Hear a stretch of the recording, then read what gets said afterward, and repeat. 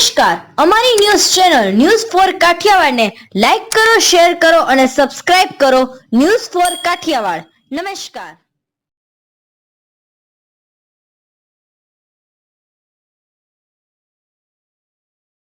જૂનાગઢ મનપાની સામાન્ય સભામાં હોબાળો.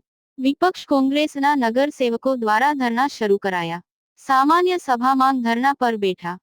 હાલમાં ઉપરકોટ પાછળના વિસ્તારમાં મેગા ડિમોલિશન માંગ. બેઘર થયેલ ગરીબોને વૈકલ્પિક જગ્યા આપવા ઠરાવની માંગ. ઠરાવની માંગ સ્વીકારવામાં આવતા 5 મિનિટમાં ધરણા સમેટ્યા. મેયર દ્વારા સામૂહિક ઠરાવની કલેક્ટર કચેરીમાં મોકલવાની અપાઈ ખાતરી. વહીવટી વિભાગ દ્વારા કરાયું હતું ડિમોલિશન.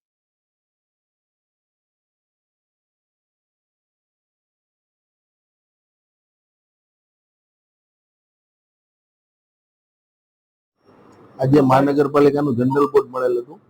એટલે જોઈએ કે જે નાના નાના લોકો છે, ગરીબ લોકો છે, એમના ગમે ત્યાં ઝૂંપડાઓને ડિમોલેશન કરવામાં આવે છે મહાનગરપાલિકા તરફથી. ત્યારે જોઈએ કે વૈકલ્પિક વ્યવસ્થા તરીકે એને આપવામાં જગ્યા આપવામાં નથી આવતી. જ્યારે અન્ય મહાનગરોમાં તમામ જગ્યાએ જે આવા ડિમોલેશન થાય છે ત્યારે વૈકલ્પિક જગ્યાઓ આપવામાં આવે. છેલ્લે ચાંડોળા તળાવ ખાતે પણ જેટલા ડિમોલેશન થયા હતા એને પણ વૈકલ્પિક જગ્યા ફાળી હતી. આપણે જોઈએ કે વોકડા ઉપર બીજેપીના જ ભાજપના જ મોટા નેતાઓના દબાણો છે.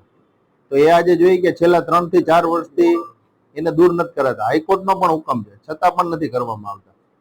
એટલે આ ગરીબ લોકોને ન્યાય મળે તે માટે અમે તમામ વિપક્ષના જેટલા કોર્પોરેટ હતા એ અમે અહીંયા ધરણા ઉપર બેઠા હતા અને શાસક બોડી પાસેથી એ ઠરાવ અમે મંજૂર કરાવેલો છે કે આને વૈકલ્પિક જગ્યા આપવામાં આવે.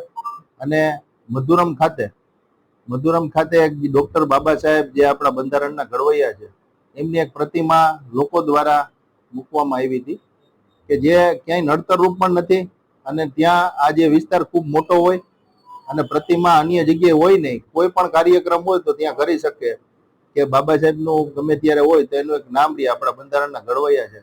તે બાબતે પણ અમે ઠરાવ કરી અને તે જ જગ્યાએ તે પ્રતિમા રહે એ માટે અમે ઠરાવ કરાવી અને મંજૂરી આપી હતી જનરલ બોર્ડ દ્વારા. આજે જનરલ બોર્ડની અંદર બે મહત્વના ઠરાવ કર્યા છે.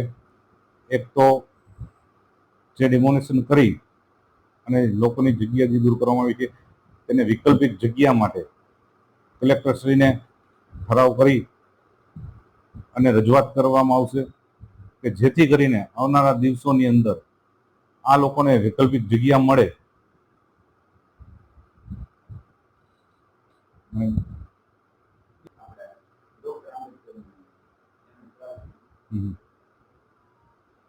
અને બીજો મધુરમ બાયપાસ છે કે મધુરમ વિસ્તાર પાસે જે બાબા સાહેબ બંધારણના ઘડવૈયા છે તેની પ્રતિમા મૂકવામાં આવી છે. તેને ધ્યાનમાં રાખી આજ એક ઠરાવ કરવામાં આવ્યો છે કે ટ્રાફિકને ધ્યાનમાં રાખી કોઈ અડચણરૂપ ન હોય તો એ જે છે તે એમનું યથાવત તે જગ્યાએ પ્રતિમા રહે એવી અમારી સૌની લાગણી છે.